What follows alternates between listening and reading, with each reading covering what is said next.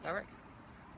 Hi everybody, I'm Kristina Ferrare from Cornell Cooperative Extension, and I'm here in the Village of Liverpool on 2nd Street in front of the Village Museum, and in just a couple of minutes we are going to celebrate Arbor Day here in the village, which is a Tree City, USA.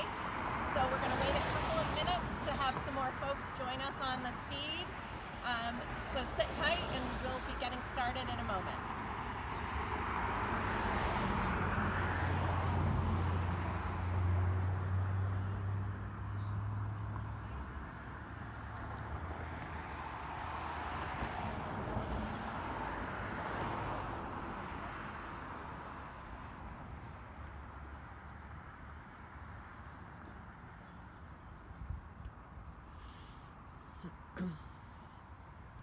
If you're just joining us, welcome to celebrating Arbor Day in the Village of Liverpool, New York. We're on 2nd Street in front of the Village Museum. We're going to plant a tree together and celebrate Arbor Day here in Liverpool, which is a Tree City, USA. We're going to wait about 30 seconds and we're going to get started today.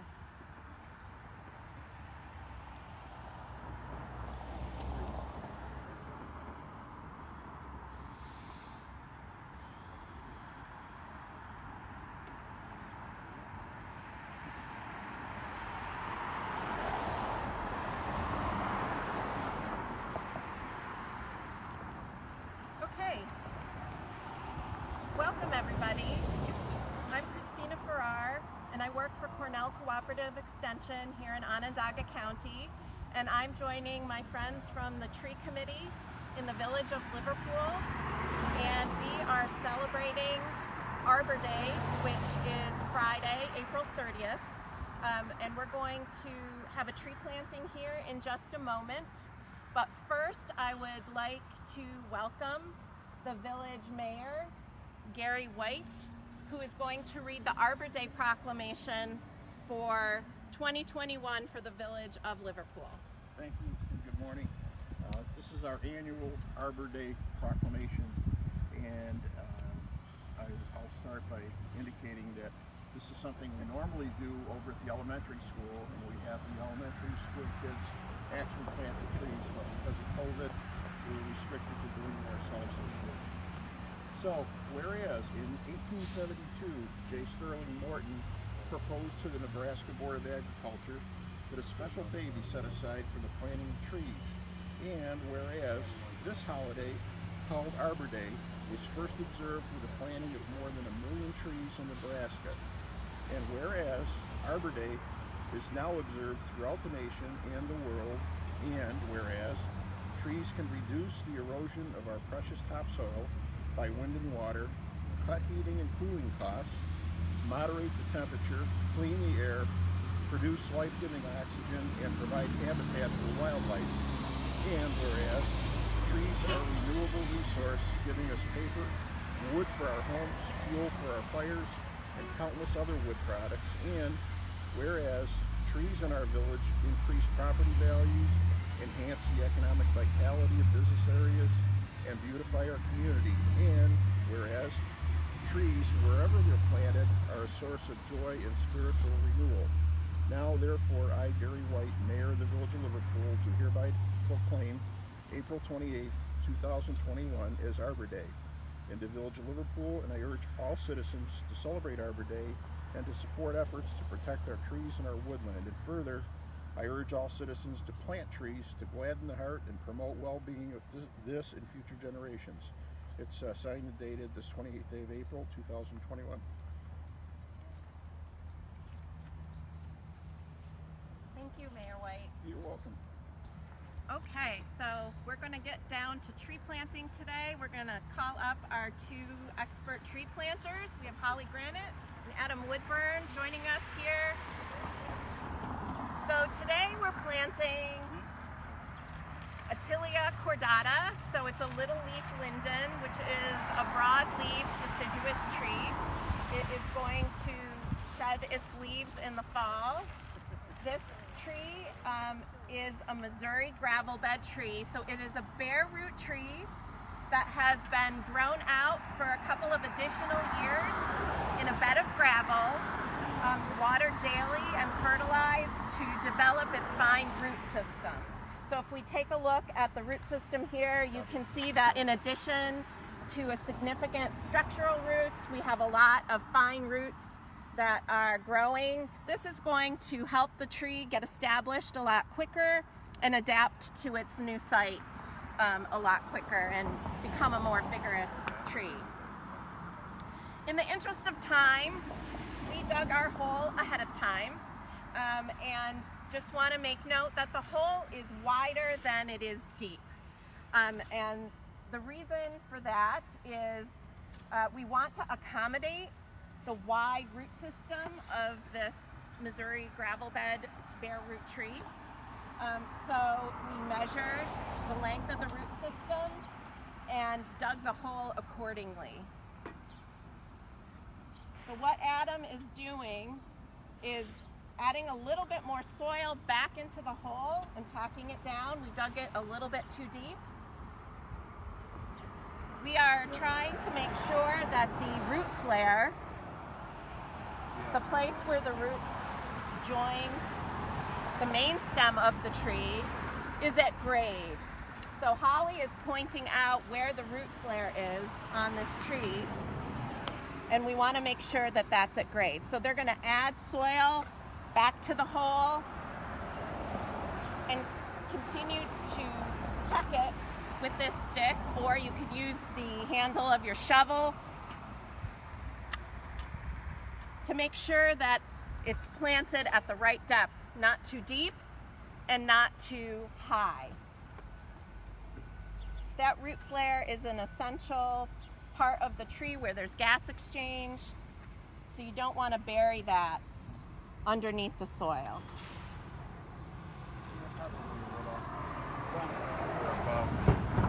We probably want it to be like A little bit higher. Yeah. Try and straighten that out too before we. So Adam's going to straighten that root that's curled around to make sure that it grows out straight and not girdle it. Not girdle that tree later.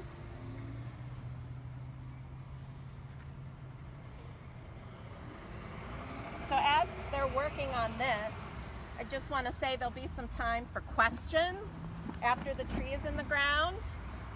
You can type your questions in on Facebook and we'll have somebody relaying those to us and we'll try to answer your questions. This will be about a 30-minute live stream.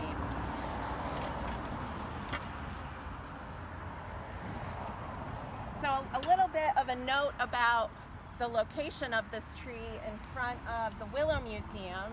There was a very large sugar maple tree right nearby that is no longer. It was removed by the village. It was a hazard tree, but that was a full-grown sugar maple. It provided a lot of shade to the Willow Museum and its volunteers during the hot days of the summer.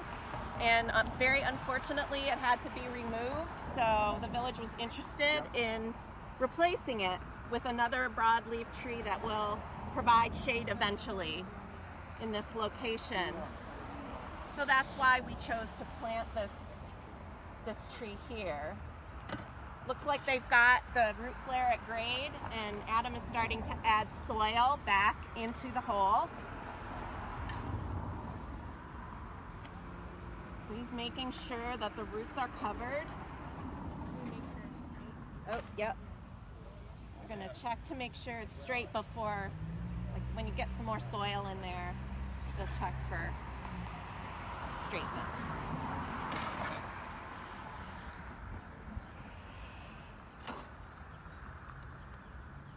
So I do think it's important to note that removal of trees is a constant thing that has to happen in an urban environment, but replacing them when you remove them is critical, and the Village of Liverpool does a great job of maintaining its tree canopy. For those of you that have been through the village, you know that it's really beautiful. There's a wide variety of species here. There's a beautiful magnolia blooming behind me, and just taking a ride through the village, you can really appreciate the work that the tree committee does to make sure that the trees are healthy. and that when a removal happens, they get replaced. So there's a long history of tree care and maintenance here in the village. So they are spreading out the soil, packing it in around the root system to make sure there are no spaces for air, because the soil is going to settle, so you want to make sure that you're really packing the soil in there.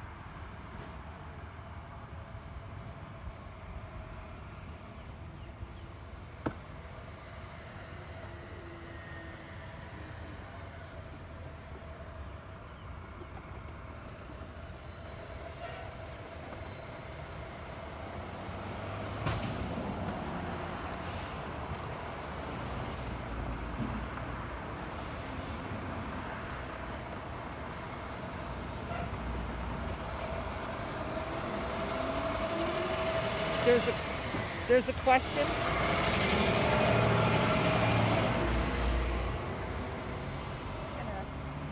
Spread the remaining part of the soil. Looks like we need some additional soil here, so we'll have to maybe bring some extra soil in to finish that planting. But we have some sod that we set off to the side when we dug the hole. And we can put some of that on the outside of the hole to make sure the root system is covered. So let's check to make sure it's straight. Looks good. Looks good. There was a question. Did you see that? Yeah. And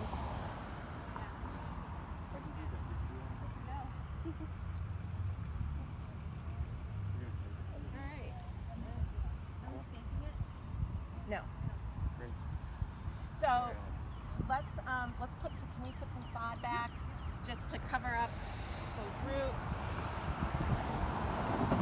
And then we've got a little bit of mulch. I'm gonna go all the way up to the on that side. Probably gonna put the mulch on there. Yeah. So they're putting some sod around the outside of the hole to cover up the remaining roots. And then we have some mulch that'll go around the tree, and we're gonna not do volcano mulch, and I'll talk about what that is in just a second. We're gonna make sure that the root flare can breathe.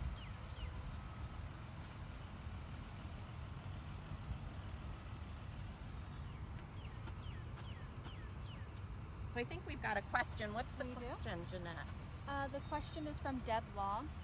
Will the planted root flare grow deeply or will it remain shallow?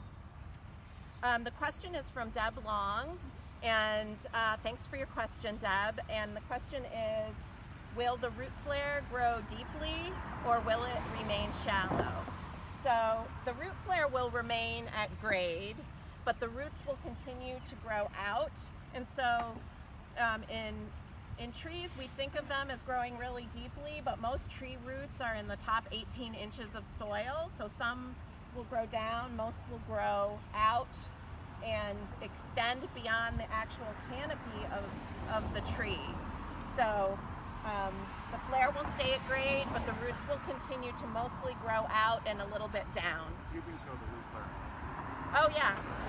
So if you look at this maple tree, you can really see the root flare at grade where the main stem comes down to grade.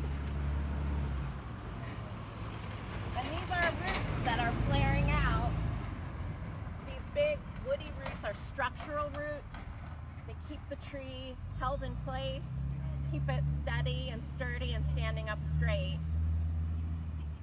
So this tree was planted correctly, the flare is at grade, and it grew up. You can see how healthy, what a big beautiful crown this tree has, and the stability of this tree because it was planted at the right depth.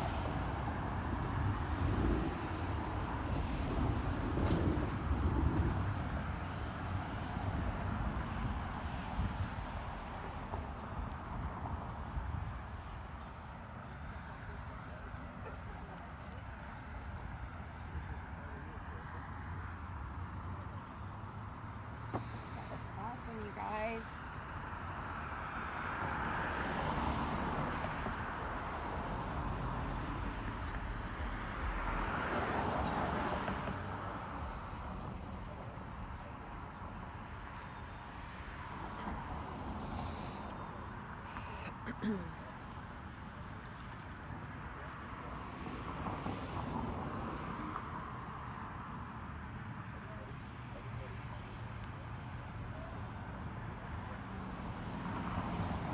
think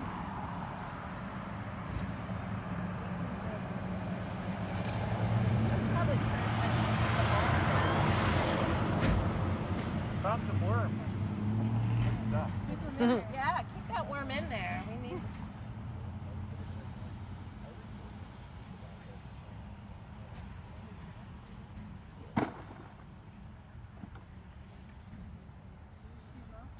Yeah. Blew him up? Oh, cool.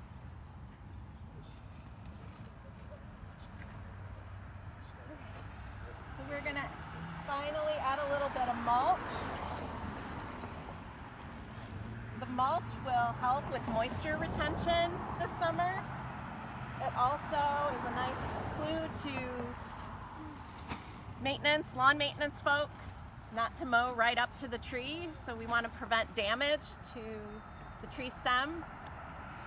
And note that Adam and Holly are not building a mulch volcano.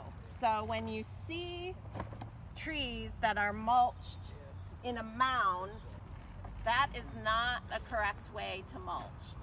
That mound is doing exactly what we've made so much effort to avoid. It's covering the root flare, and it's creating a moisture environment that could cause some rot.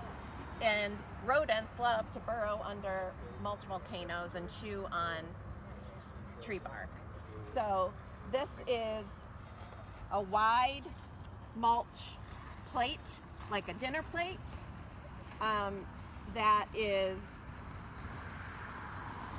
low in the middle, leaving the root flare exposed, and then built up just a little bit on the outside. And ideally it's 3 inches from the root flare and 3 feet away from the tree radius. That's the word I'm looking for, 3 feet radius from the tree. And that is our beautiful Tilia cordata little leaf linden here in the Village of Liverpool. Excellent, so exciting, great job Yay. everybody. Do we have any questions, Jeanette? Yep, from Deb Long. How often will this tree be watered until it's okay on its own? That's a great question, Deb. So when you first plant a tree, first of all, I would just like to say our timing today is excellent because we are about to get a couple of days of rain. So that is going to take care of our watering this week, but ideally a tree is watered. How deep do you water, Adam? It's like 5 gallons every week. You want to have a really good soak, so you're going to want to water until you see the water kind of puddle in the there? hole. Okay. So a real good long soak. So, and how often is that while it's getting established? You know, if we're getting rain, you know, we won't need to, but if we need and we haven't had rain, a couple times a week would be great. So yeah, it's important to help your tree to get established, making sure it gets water when we're in these periods of drought. For the first year. For the first year. Thank you, Deb. When it comes to planting the tree, is it necessary for the tree to be staked? Does fertilizer need to be added?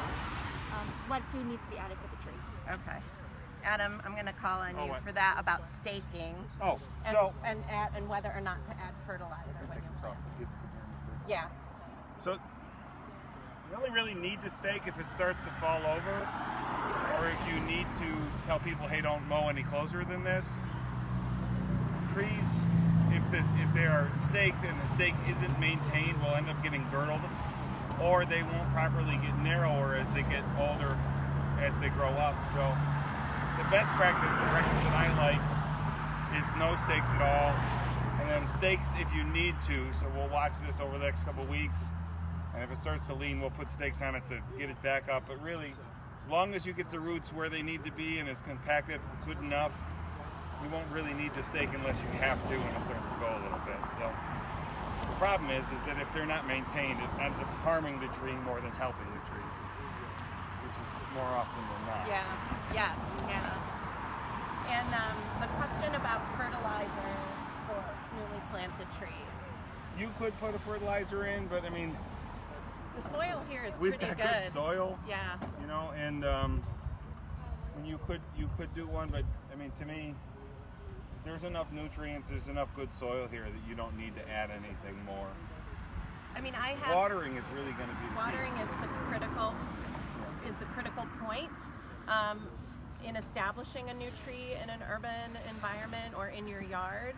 I have planted trees in tree lawns like this that are all fill, and there's really narrow. or really narrow, and not a lot of soil, but a lot of gravel and other interesting things come out of the hole. Then at that point, we usually add compost back into the hole to add some organic material back, not necessarily a fertilizer per se, but compost to build some soil around the tree. Question from Chris Fadden. Wow, that's a pretty good sized radius around the tree. Is that the standard? Should it be retained? I mean, the grass and turf tends to creep back in. Right, so ideally, yes, this tree would be mulched every season to the 3x3 rule. So 3 foot out, 3 foot radius, and 3 inches from the root flare to maintain that distance, keeping the sod from growing back in, protecting the root system, and maintaining moisture around the roots. I have a question. Yes. What will we see out of this tree this year? Will there be flowers on it, or just will we see some leaves? Will it be established Some enough? leaves, like it's leafing out already, so you can see that the linden will leaf out. You'll probably see some flowers and fruit.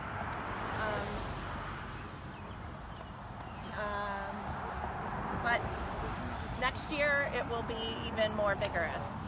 So it's going to be putting its energy into its root system this year. Mm-hmm. Good question, Sandy. Thank you. No more questions right now from me. Okay, so there's no more questions coming in on the feed, so I just want to take a moment to thank everybody that made today possible. So I want to thank the Tree Buds, who are the tree committee here in the Village of Liverpool, and the Mayor of Liverpool. I want to thank the Liverpool DPW, Ben and Mark. Ben dug the hole and really helped us out getting that done ahead of time. Dale Tuttle at Aspinall's Nursery, from where we got this beautiful tree. The ReLeaf Committee, the Region 7 ReLeaf Committee, and the DEC Urban Forestry Program, and the Village Mayor, Gary White. Did I forget anybody? I don't think so. So, and Jeanette LaFrance, who is the community tree steward with CCE Onondaga, and she has been instrumental in helping plan today. So I'm really happy that you joined us. I hope you learned something today, and I hope you'll really think seriously about getting involved in trees in your community. And if you have any questions, you can always contact me, Kristina Ferrare at CCE Onondaga. And my number is 424-9485, extension 231. And I look forward to helping you. Thank you for joining us today. Thank you.